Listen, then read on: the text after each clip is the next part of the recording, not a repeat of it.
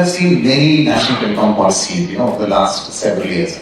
So as India advances towards the Viksit Bharat with an increasingly digital economy, what are, and we have also seen various reforms, by the government. But still, would you like to highlight something that, what are some of the most critical reforms, that you think are still needed to realize the vision of Viksit Bharat? Thank you, Devashish. I think a very solid explanation of the vision of the government laid out as a user, as a precursor to the question you have asked. I think we have moved a lot from the days of scarcity, of telecom resources to a situation where, technically speaking, in urban sectors, we are looking at tele density of 2 to 2.3. Each person technically having two phones, right? Also, of course, the towards behavior. So, if you see in terms of abundance and availability of services, we are if I look in terms of the lens of technology availability, again, I think we are right at the top. The amount of rollout which have been done, 96% of the geography of the country covered, more than 85% of the population covered. It's a large number for a country like ours. And if you go to large parts of land in the US or in Europe, you will realize that coverage is a very big challenge out there. So those are some of the things which we have got to correct and which we have moved on. As we grow and become a larger telco ecosystem here, I think 2 or 3 things really stand out and which I'm sure the government is already working on. I think the first important thing is that how will we ensure that we remain sustainable to keep on investing in this infrastructure development over a period of time. And there are various facets to that growth of infrastructure.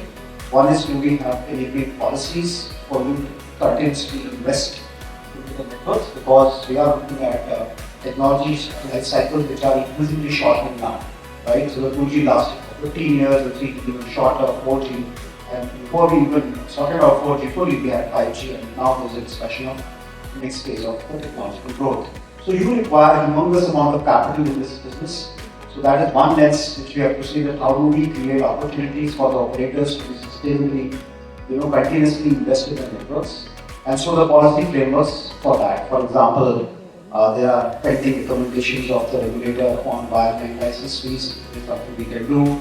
Currently, the regulator itself is seized of backhaul. How do we really strengthen the backhaul and the charging for the backhaul? These are important issues, which require consideration. And of course, remember Mr. Mitra in the morning mentioned about the internet regulation, which is also going to be up for debate. So that's one part of how do we create the capital for the sector, for the growth. I think the second important part is that how do we then, which also Mr. Sharma alluded to, was how do we really get leadership in terms of what are we trying to do in terms of setting up our networks. Right today, if you look at our networks, large part of our networks are running, on core and RAN, which operators themselves are trying to develop, right? And my company, for example, employs more than 13,000 engineers, out of which more than 3,000 are R&D engineers, right? So it's, you can say I'm a telco, but I'm also a digital company, I'm also doing digital infrastructure creation. So how do we then create IPs for the future? How do we then ensure that some of the standards and specs which are going to come in the next 5 to 10 years is something where India can really show some leadership on and really get on to the bandwagon without disrupting the fact that networks have to remain harmonized globally. Right? You cannot have an island or a pool for India which is no different from the other parts of the world.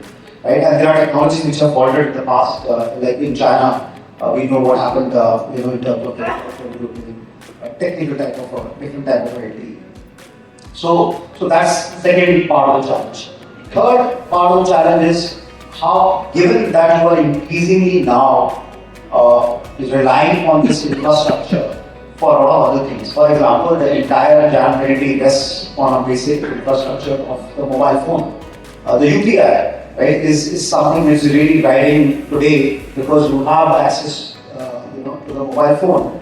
Now, how do we then, given that there is a large amount and there are available last I think month on the amount of transactions we are doing through UPI. Now imagine if the safety and security of that is compromised, right? So how do you then create an atmosphere of safety and trust, in the people, so they are able to freely use this infrastructure for really transacting their day-to-day lives? So I think these are the three parts of things which I think the government will have to consider as it tries to go ahead. I'm very happy to share also that whatever drafts have been shared by through industry associations with us really talk about some of these things already being part and parcel of the policy.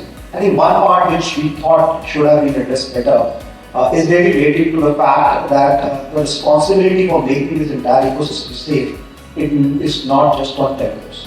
Right? It's a wider responsibility.